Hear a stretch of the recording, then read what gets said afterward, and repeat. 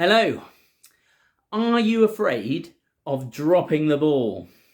Now, as captain of a cricket club, this isn't just a metaphorical fear for me, but a quite literal one as well. And when it happened to me on Saturday, I guess I wasn't surprised that a ton of feelings flooded in.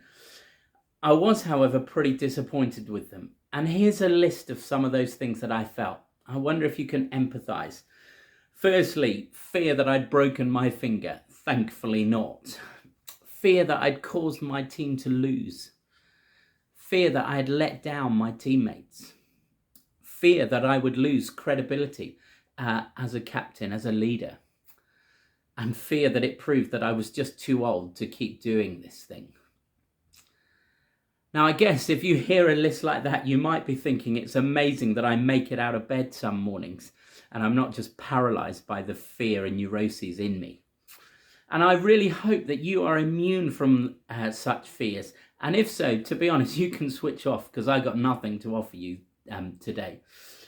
But let's see, for those of you who can empathise with at least some of those thoughts, let's see what we can do with them. Now, there's a reason why "don't be afraid" occurs about 365 times in the Bible. And that's because we're just so good at finding things to be afraid at, and finding ways to be afraid. So we basically got two choices. We either overcome them or we do something else. To continue with the catching analogy, I could spend time talking about why I dropped it and thinking about how I could do it better. I could make some excuses. I could even watch some videos about how to catch better. But in my experience, the best way to catch the ball next time is to practice and to catch a lot of balls. There's just no substitute for other than doing it. Courage is not being afraid. It's about having those fears and doing it anyway. Now, two of those "don't be afraid" came to mind for me. The first one is "don't be afraid, I've overcome the world," Jesus says.